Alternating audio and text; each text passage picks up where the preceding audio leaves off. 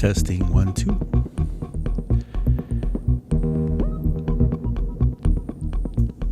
Hey everybody, it's Abe again. Abe Duque filling in for Merrily. Yes, don't be confused. I am not Merrily. Somehow maybe I wish I was Merrily, but I'm not. Merrily can't make it today, so I'm filling in. As I told you on Friday already, I'm going to be here today,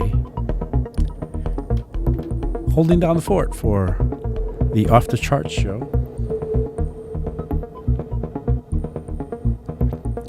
I see the room is filling up.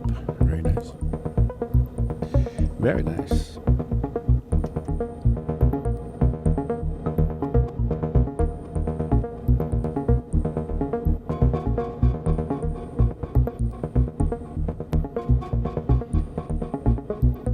Just a few more minutes and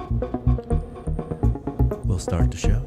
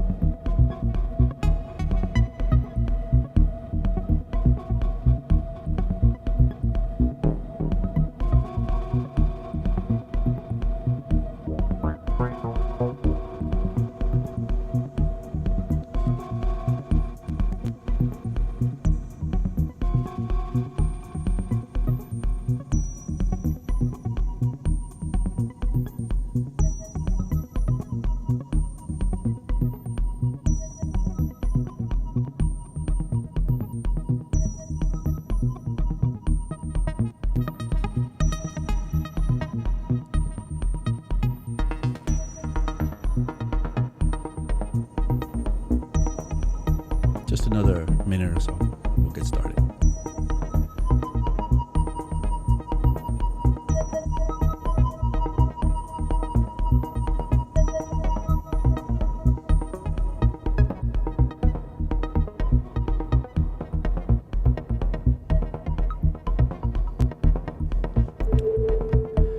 All right, why don't we just do this?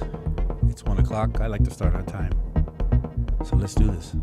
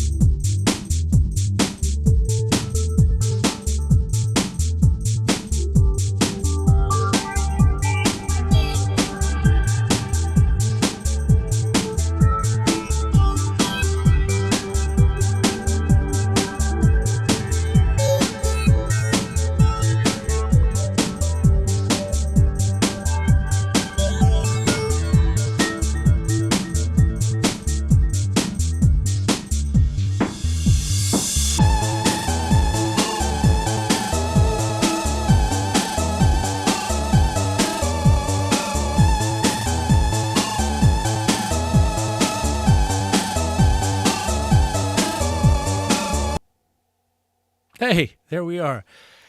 Welcome back, everybody. Just going to play some background music while I say hello to everybody. My name is Abe Duque. I'm an instructor at 343 Labs and a streamer here at 343 TV. I'm here every Friday, but today I'm here as well. I'm covering for Merrily James, who has her Off the Chart show, and she can't make it today, so I was asked if I could fill in. Very, very happy to do so. I always like the chance to kind of visit with y'all. Again, we are 343 TV. We stream every day from, maybe not Sundays, but at 1 o'clock every day, except for Sundays.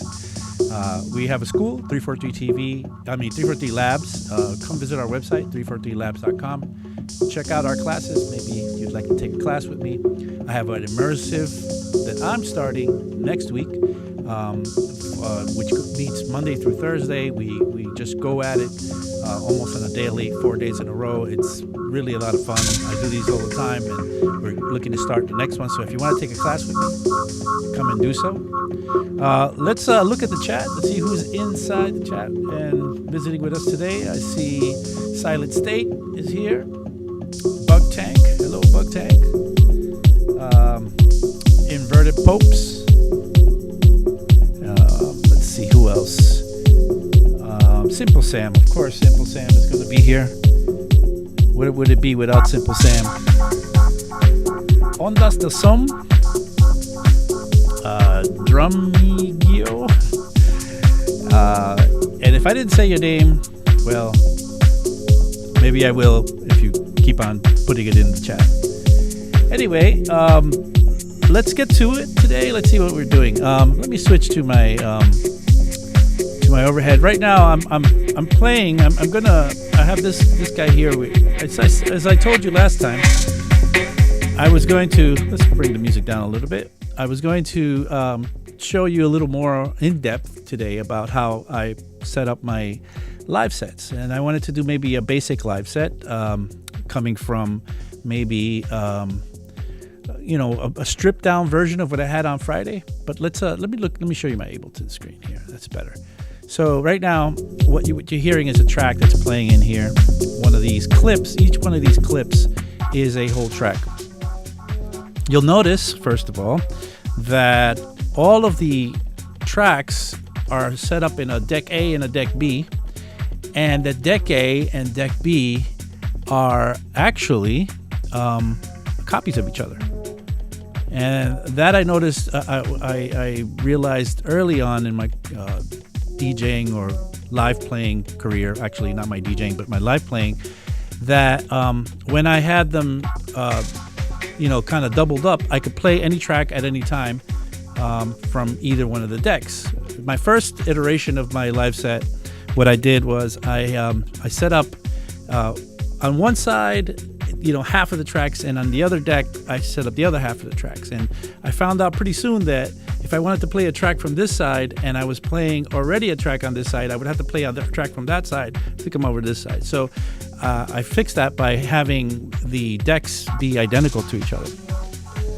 Anyway, what I have here, and you'll see there's a track in between here. The reason I have to do it is because this APC40 has this controller is broken. This fader here is broken. It goes up and down, but at the top, there's a big problem with it. So what I'm going to do, just to show you, I always have the handy dandy tape with me, is I'm going to tape it out of existence so that I don't even try, and it just reminds me that this one's broken and it's out of commission. That's one thing you could do with tape. Okay, so now my left and right are going to be these guys here. So I can trigger stuff from each side as I like. I got my my little red box working. Last Friday it wasn't working. The reason it wasn't working, I don't know what, but I kind of smashed it a little bit and shook it up, and the controls started working again. So let's play some tracks now. I have a track here, and then maybe I want to blend in another track here, and I'll trigger that, and I'll just start playing it. And they're kind of matched up BPM wise. They're all warped and ready to go, and they're all actually even level matched. So I can bring them in and just do a kind of fade between them like this. But that's not fancy enough for me. So if I have this track playing and I want to bring in this track, I could fade it in and fade the other one out. But I need to make it a little better. So here's what I'm going to do. I'm going to set up stuff on my decks that are going to help me, and I'm going to map them. Remember, as I told you last time we spoke, this controller comes ready to go out of the box. Everything is already pre-mapped to everything that you see on here, kind of made for Ableton. But at any point, I could take over any one of these controls and make it whatever I want it to be. So I'm going to do that. So on this one here, I'm going to start with, I'm going to grab me a EQ3. A lot of the times people don't use EQ3. EQ3 is, it's because it's more of a performance EQ. And, if I wanted to, I could set up the EQ3 as a, if I had enough knobs, I could set up a channel where I could have low, mids, and highs to control on each channel, just like a DJ mixer would have. But I'm working with limited amount of real estate here. Of course, I could plug in more controllers and make it more complex, but I wanted to kind of make it simple from the start to see what we can, kind of get going here. So got the EQ3, and I'm going to play with that. Now, both of these are playing the same thing, so I'll just need one. And the main reason I have it in here is because I want to do something really, really helpful for those mixing situations that you may have. Let me close this so that we keep everything in view. On the EQ3, there is a setup here that has kill switches. And this kill switch here is set now to 250 hertz. You see that frequency low, kill switch set to 250 hertz. Would be really cool now if I could move that somewhere between, say, 90 and 100 hertz. Let's do 100 hertz. Because when I operate now the kill switch at 100 hertz, it sounds like this. And you could live with that. Like, you could actually keep a dance floor going. One of the things I don't like about kill switches on some mixers, and even the bass removal on some mixers, is that it removes a higher frequency, something like that. So when you take it out, it takes out all the bass and a lot of the stuff that keeps the party going. And if you do it too much, you could actually lose energy on the dance floor. But if you focus on, say, 100 hertz and below, that stuff will keep a party going. You could even make the crowd forget that you're the low end is not in there. And if you get this switch going and drop that in, it's almost like dropping a kick drum, because everything kind of stays in there from the mids or the low mids on up. It's all in there. Put that in. Wow, that's like dropping a kick drum. So what I'm going to do is I'm going to map that to one of these buttons here. So I'm going to grab that and MIDI map it to this button right here, the number 1 button. So now every time I hit that number 1 button, when it's out, when it's blank, I know that my low end is out, and I could bring back the low end. So let's do that. Let's copy this thing and put it on the deck B. So I have a bunch of stuff on this one here now. I'm going to delete everything that's in there. And let's drop this one on deck B. Same thing we had on the other one. So again, 100 hertz. And all I have to do is map the kill switch to the number 2 button here. And now that that's done, when made a mistake. I mapped it to this kill switch, which was the one in the broken fader. So glad to have that tape there. Immediately kind of gave me a heads up on that. So I got to remap that to the right one. So it'll be 3. It'll be this one over here. So now when I have something playing from this side, let's play another track because I have the same track there. When I have this one here, I could take out the bass on both of them, bring this one in over here, bring this one out there, swap them, and there's a trick that DJs do forever. And when I used to teach DJing at Dubspot, it's one of the things we taught people, which was the bass swap technique for switching tracks, right? And you could do this with CDJs, you could do this in here in Ableton. It's basically, you have 2 things that have a lot of bass in them. You take out the bass of the one you're bringing in, and when it's up on, as loud as the other one, then you take out the bass from here and give it in here. So I'm going to perform that for you to show you what I mean. So this track is playing. It has full bass. I want to come in with this other track. And I'm coming in with this other track. It's good. It's not obtrusive. It sounds great. And at a certain point, I'm going to just switch the bass, turn the bass on this one, turn it off on this one. Ready? And I just switched it. And now I can easily remove the other one, and the mixing is seamless at this point. It becomes like a seamless mix. I'm going to do it again. I'm going to get another track on the other side and mix it into the one that's happening right now. So choose a track there, turn off my bass, come in slowly with the new track,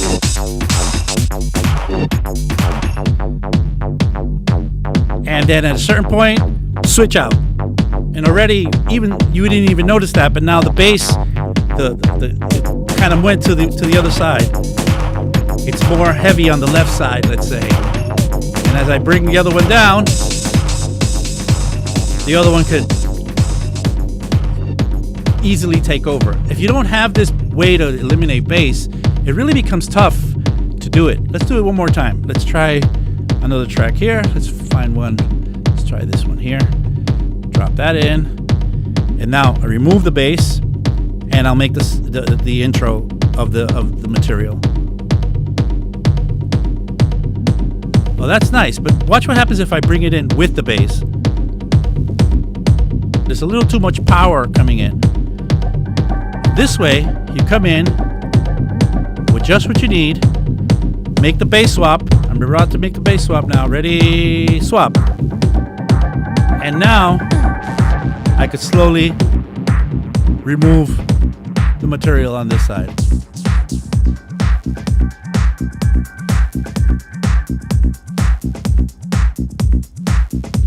All right, let's see. Let's have a look at the chat. Let's lower this a little bit. Let's see. Vasilis asks, Abe, what if the bass from one track is note G and the next track is G sharp? Does it matter? Well, it depends on who you ask. There's something called harmonic mixing or melodic mixing, where you're trying to mix within the same key or keys that are compatible with each other. So back when I used to teach DJing, we would teach DJs about the circle of fifths. And if you haven't familiarized with yourself with the Camelot circle, you can Google it if you want. It's the Camelot wheel. The Camelot wheel will show you everything you need to see. It'll give you all the keys kind of around basically laid out in the circle of fifths. And basically the way that the rule of thumb with that is there's a key that's next to that key. You can be okay with like combining them for harmonic mixing or melodic mixing because it wouldn't be too jarring. But if it was like, say, on the opposite side of the wheel, then that's not going to work. We're going to have to do something about that. So that is if you want to do harmonic or melodic mixing. But harmonic and melodic mixing, some people are not interested in that. I am not that concerned with harmonic or melodic mixing when I DJ, because I come from a very long time ago when we used vinyl records, and in this case, vinyl records are very hard to control this way. Like in digital setups, you can look at what keys are what. You could do like if you're using record box, you can you match them. You could run them through mixed and key, and they will tell you what key is what, and you could make a plan and even label all your tracks with the right keys. But with vinyl records, it's hard to keep track of it that way. One thing that I really always appreciated about mixing vinyl records was that I could, if you came with something that was kind of dissonant or not in the same key, it was kind of like let's call it a reset on the dance floor. It's kind of just refreshing just to have something kind of wild coming in. It was a little wilder. So yeah, that. So let's do this once again. It's going really big. I want to drop in a new part. So I'm going to just grab another, let's try this big bomb. I don't know what that is. I forgot, but let's just drop it. Bass is out. We come in without the bass. It's not so overpowering. And then we're going to swap out the bass. This one, remember, these are the kill switches for the bass. This one's on. This channel has the bass on.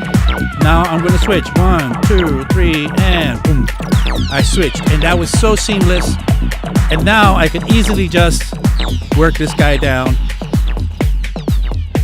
And away we go. And now I can play the next track. Let's have a look. Vasilis asked, do you think about harmonic mixing in your sets? I don't care, honestly. Somehow, I know some things by instinct that are harmonic, but the fact that they're not harmonic don't really bother me at all. Let's see. People are saying they like Simple Sam says like that bleepy track. Let's see. So right now, yes, SRGS says, or in loops only. I don't know if you're referring to the fact that I got my music all kind of looping around here. I'm just trying to keep it simple for now, to just kind of introduce you to the idea of, how you may want to maybe perform with Ableton. Okay, let's build another thing in here. And this is something we built the other day, and I told you about the other day, but let's do it quickly so that we could see how to make it happen. So what I wanted to do is maybe build a filter setup so that I can do the filtering thing that DJs like to do, right? So let's grab a EQ. It's going to be done with a EQ8. Actually, I'll need 2 of them, so I'll duplicate that real quick. And let's stop the music for a second. What I want is one set with a high pass and one set with a low pass. So I'll turn that one there, and I'll use that one there. I'll put them in a rack together. Command G, and then what I'll do is I'll map the power buttons of these guys to the macros.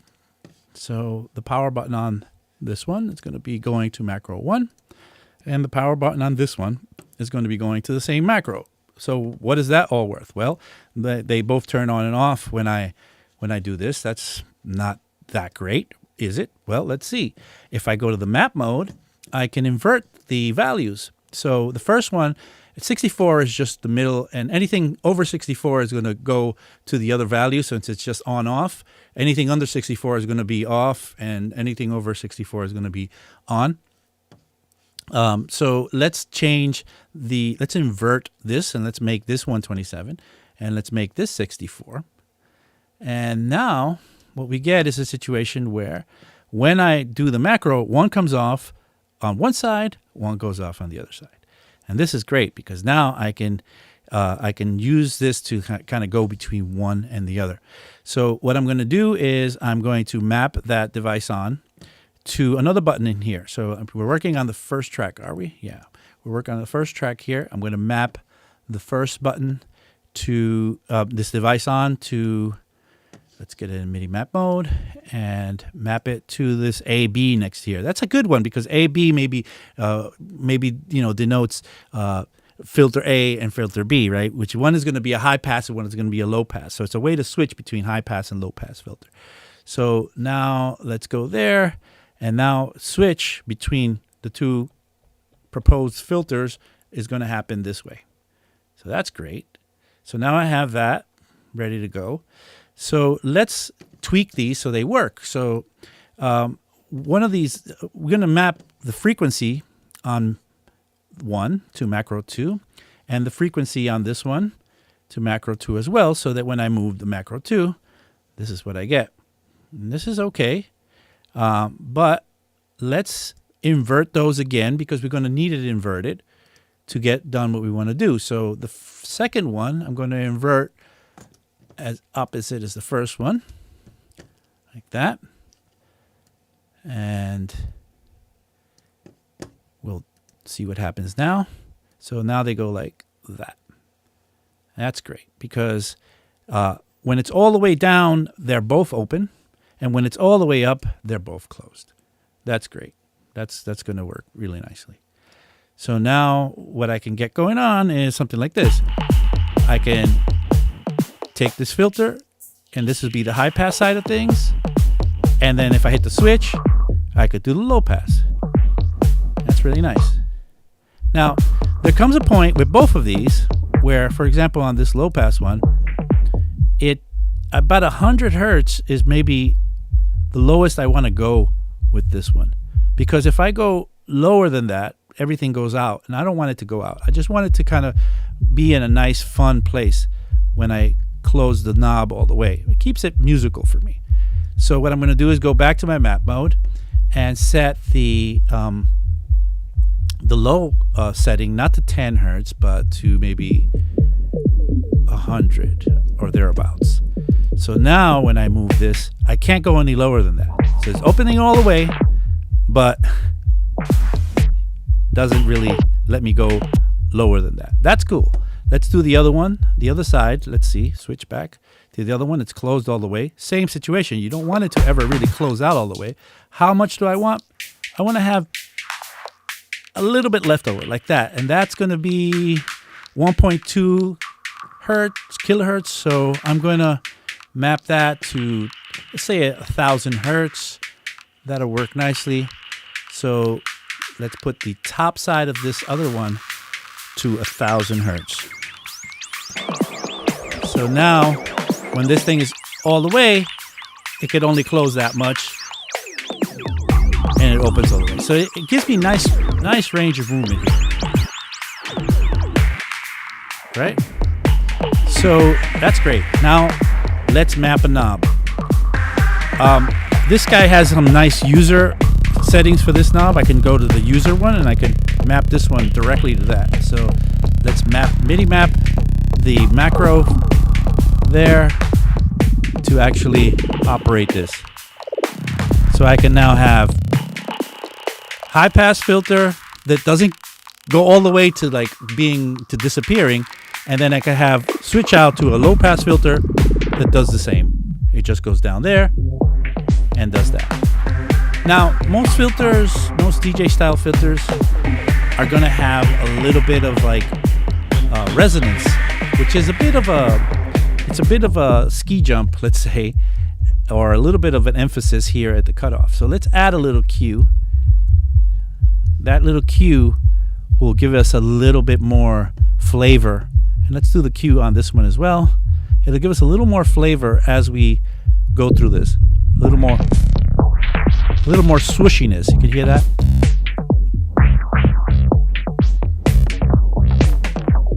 Let's switch out to the other one.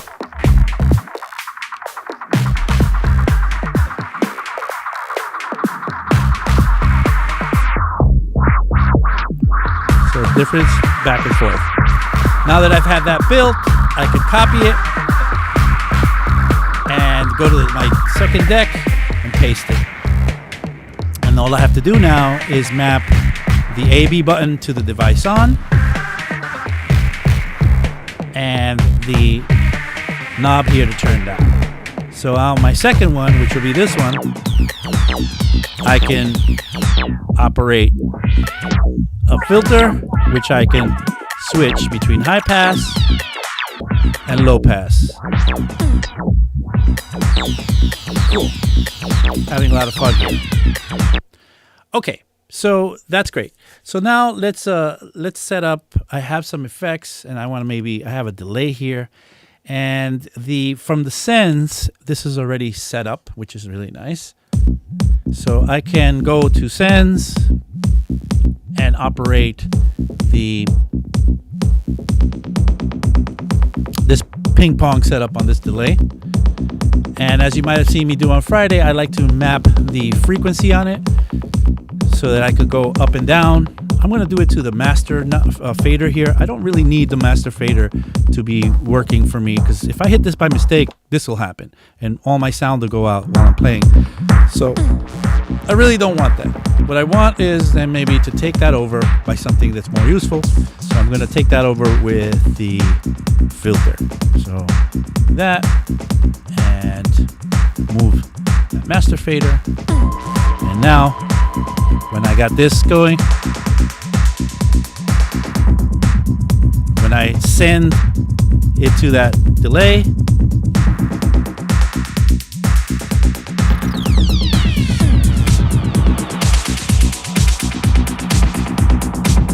okay, you see what I mean now.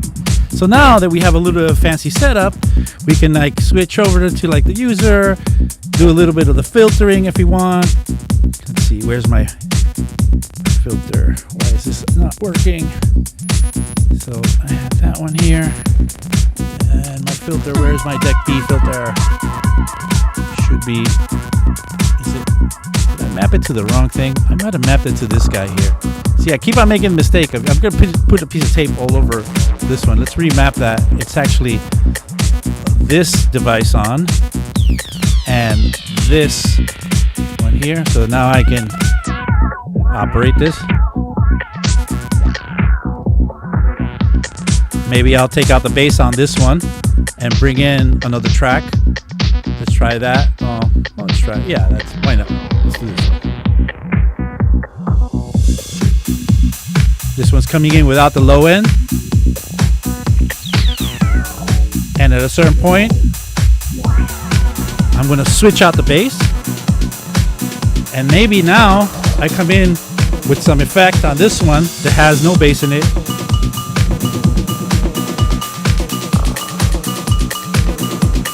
And this just has a tail going on it. I'm going to take it out, and that tail will trail off and give me a nice situation here.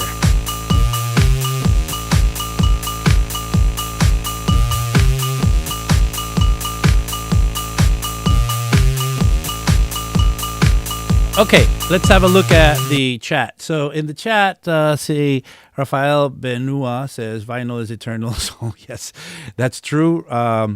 Rodion is here. Yeah. Hey, Rodion. Let's see. Who else saying something here? Daniel Drago says, will you be showing an integration of push with the APC40 for this workflow as well? That would be sweet. Awesome stuff as usual. Thanks for sharing.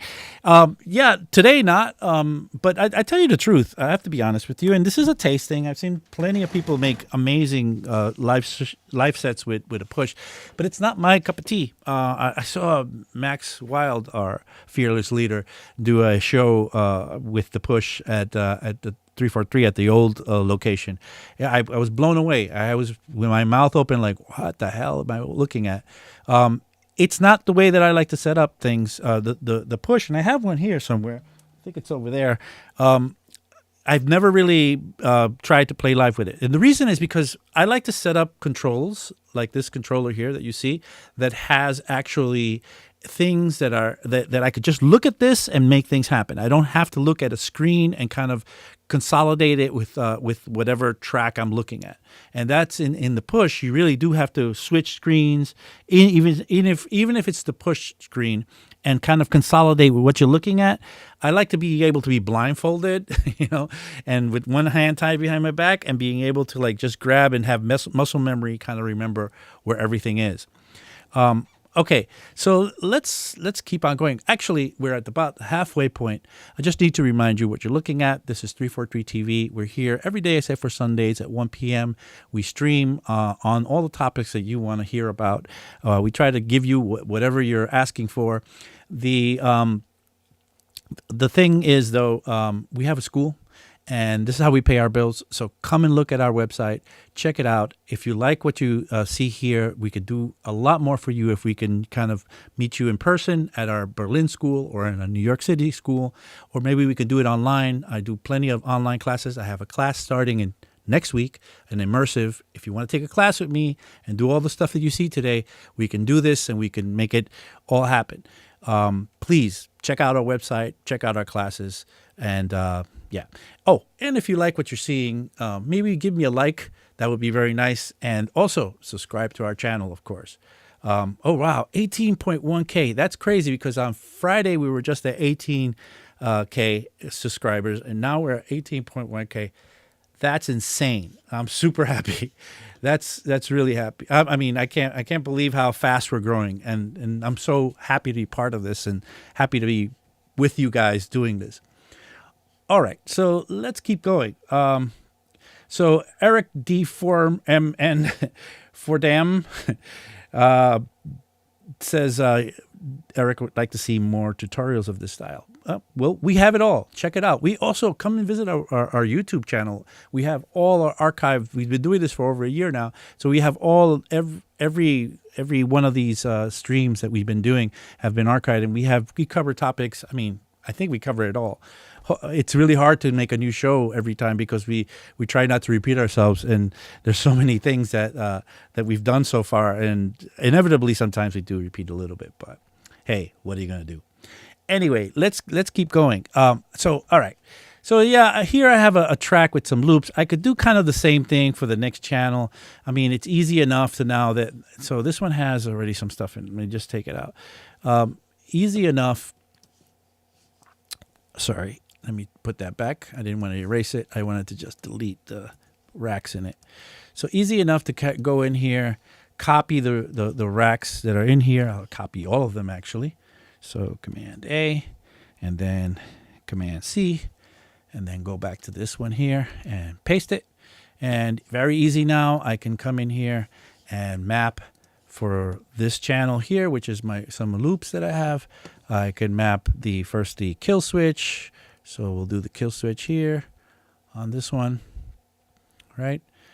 And we'll do the What else do we have? We have device on, which will switch between A and B on this one. And then this one is the frequency, which will go in user mode. And I think I have to be out of this so I can go to user mode. And in user mode now, I can map to this macro here. So now I can have that operating correctly. So now I have the filter set up in in this channel. It's just kind of loops, you know. I'm just gonna just basic loops that I could just loops that I like and I could just switch between and have a lot of fun with. You know, add some. Oh wow, I changed it. I put it on. What were you doing? The sweep here. So that'll be that. Okay, so this should be this now. And the sans should do that. And again, I have the frequency on this one here.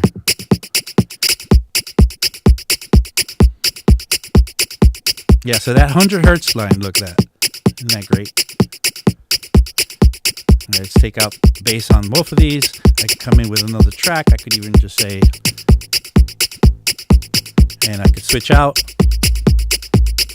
I could come in with this one just with, okay, that was kind of sloppy, but you get the idea. Now, let's bring it to the next level. So let's check this out. Playing with it and adding some more things to it, I realized that it was more like instead of 303. So this is the Acid Yeah. And let me show you what Acid Yeah does. So the Acid Yeah, the class, because I'm used to like teaching online in this setup here. So when you take a class with us, you'll see me here in this setup, and we'll be back and forth, you know, doing these things in a Zoom meeting out here. And it doesn't sound like too much here, but what I have here is a bunch of macros mapped to a bunch of stuff inside of this instrument rack.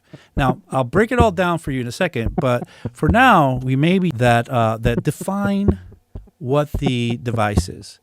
A macro will define what is inside of it. So you have so many things inside of it. Look at it. We have so many things on this rack here. So the top level controls on this rack allow me to do things here. Now, I have mapped to my controller, I have mapped the top level controls.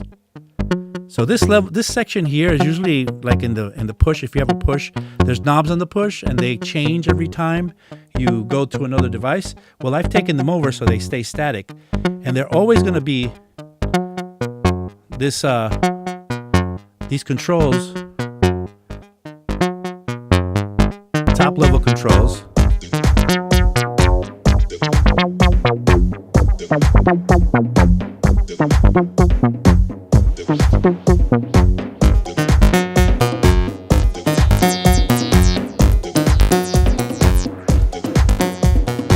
Let's switch to another pattern. I could now even put some effect on it.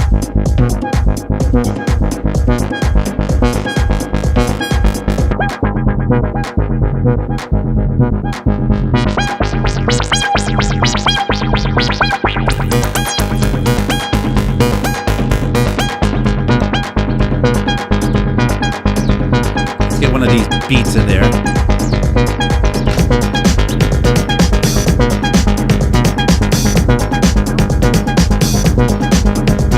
And let's just then solo everything that is inside of this acid machine and how I've mapped it. So I have an analog synth that's pretty much, you know, taking care of the sound in here, and I've mapped it to the first and second position here on my the macros. So frequency and resonance, and on my knobs I have frequency and resonance also mapped. So I could do the typical filtering that we would, you know, that you might know. Now, there's a little tweaking that has been gone into this too low so it completely disappears, and it doesn't get too high so it's too tweaky. And it kind of stays in kind of the bass synthesizer realm of things. And on the resonance, that's the more dangerous one. So if you look at the resonance, that one, I only made it so they can go up only 63%. Only 63%. Because if I do more than 63%, it'll scream a little too much. It might hurt my ears a little bit too much. And I really don't want that to happen. So I'll show you what that is. I'll take that out and play with the resonance. And if I go all the way up, it goes as high as 63%. And if you look at the knob here, it never gets past that point because I've set a range inside of my macro. So that keeps me in a very musical place. So I can't make the mistake of raising it too loud and making it scream and make people grab their ears and run away. Right? Now, next to that, I've set envelope modulation, and that sounds like this. Look, envelope modulation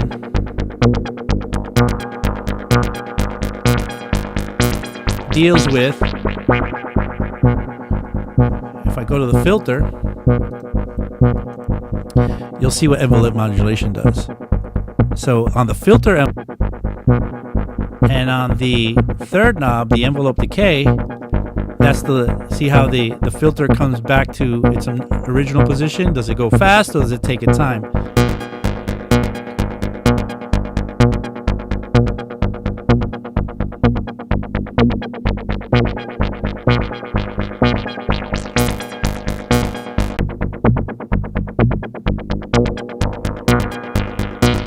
Okay, so what else do I have now?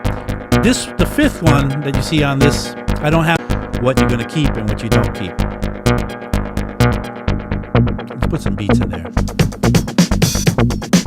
And bending between the notes is rather awesome. You hear that bend?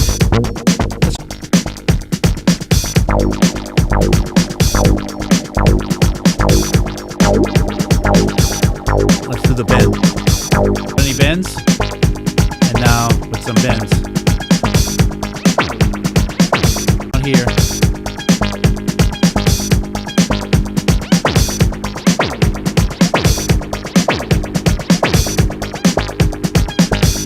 Next to that, I have the. Let's try. Oh, and this one is cool. This is drive. This is called drive, right? But the drive is the velocity drive on this velocity device.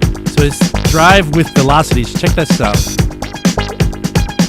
It's a kind of weird type of accenting that you can do. Let's try another pattern. Let's try this pattern. Without it.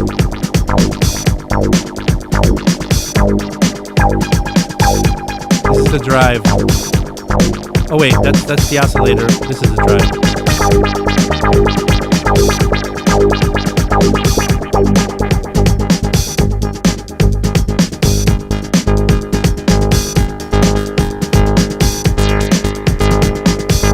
A little bit less drive, more drive. This is a velocity drive, which is really awesome. Got some compression here, actually set up with the glue compressor next. And some limiting, of course, just to keep it all honest. Let's drop one of these tracks in here.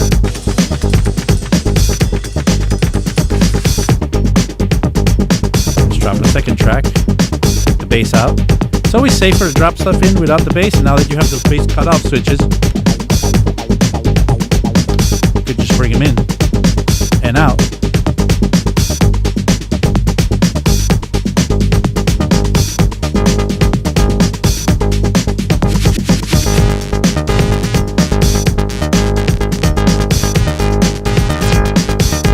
So drive out, play with the filter envelope, make a switch another track in there.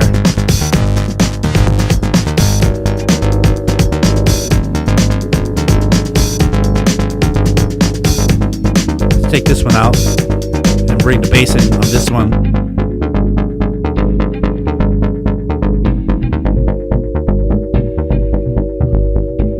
Lowering the filter.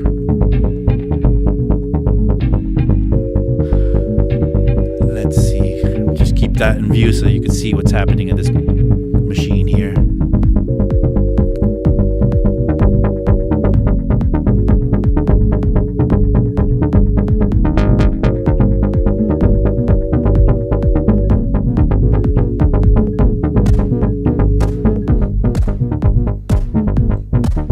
Anyway, I'm having too much fun once again. I get carried away. You guys gotta make me stop when this is happening.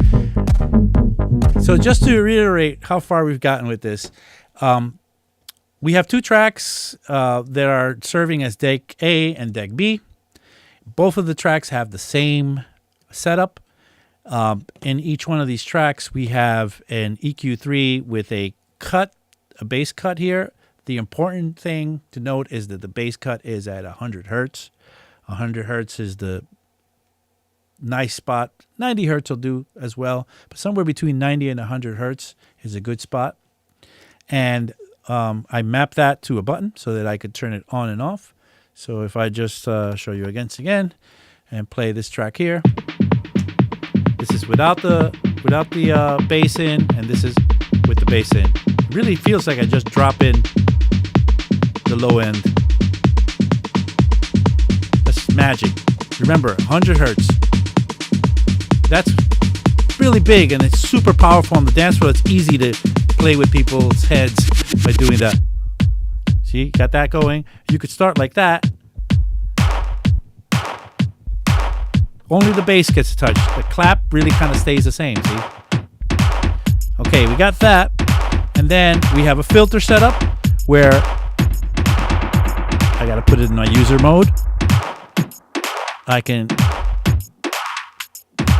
work this high pass filter, which has limits on how far it can go up. I don't want to get it all so high that it kind of disappears on me. I can switch it now between a high pass and a low pass filter, which also has limits. I've mapped it so that the turning of the knob at the, all the way to the left is not working the filter. And when I start turning it to the right, the filter is operating. And that goes for both filters. High pass, same thing. Low pass, same thing.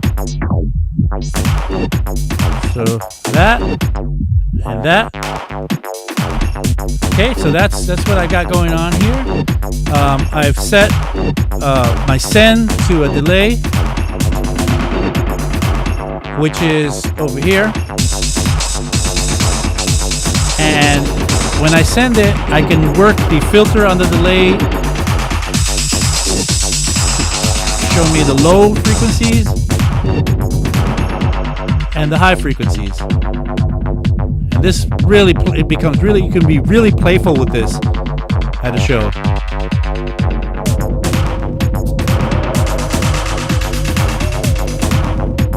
Close it, open it, have a lot of fun. Shut off the low end, switch to your filter setup, low pass with the bass. Take the bass out of the next track coming in, pick something, I don't know, let's see, whatever. Let's try this one, bring it in, this one here, and close out the filter and the resonance. Bring this in, take out the old one here, I can get rid of this one. Maybe a little bit of a loop here for a little fun here. And now play with my 303. Add some delay to my 303.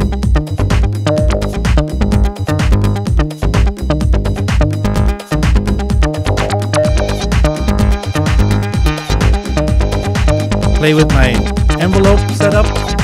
Show you what my setups here are with the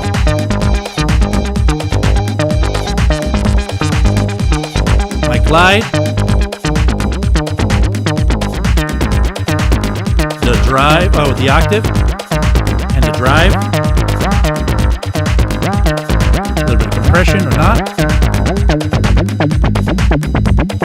Maybe work with this. Change to another loop. Change to another track over here. And then I can bring my other microphone, which I forgot about today.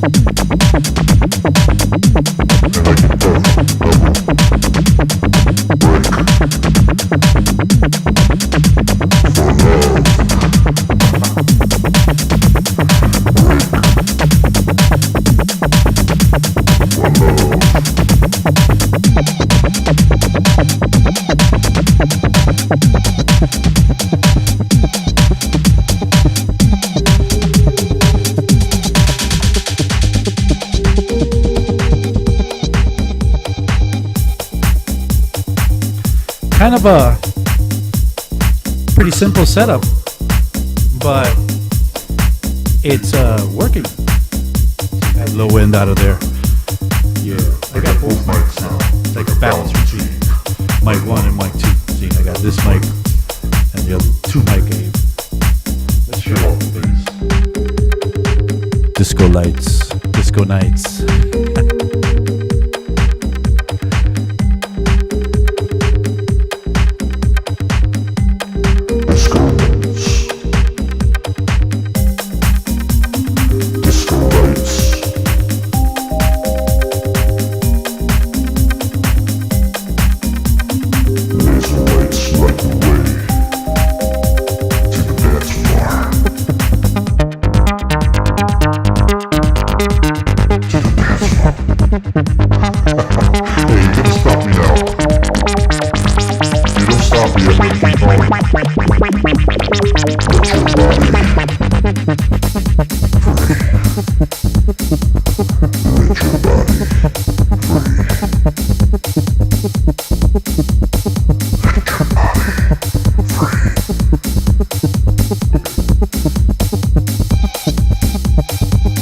Enough of that. All right, we're starting to wind down here with the time. Too bad, time is running out on us. But I'm having a lot of fun. I'm gonna probably continue some of this on Friday. I'm gonna try some more fancy setups. I'm gonna save this where it is, and maybe I'll bring this back on Friday, and we'll continue at least a little bit of this to see what else we can add to this to make it a more interesting set. I might have to get another controller involved because there's so much that I can be mapping. But basically, my whole goal here is to get you guys to understand that playing live with live is really easy, and trying to get you to start from scratch to see how in a very simple setup you can get to be playing with live. Okay, there's a beep. That's I'm a member of the fire department, and we get calls, and I think I'm gonna sign off and go on that call. So with you guys, I'm gonna say goodbye. Thank again for coming and spending some time with me. Thank you, Marilee, for the chance to be in this slot for the day. I will see you guys on Friday, and hopefully, we'll do it again. So see you then.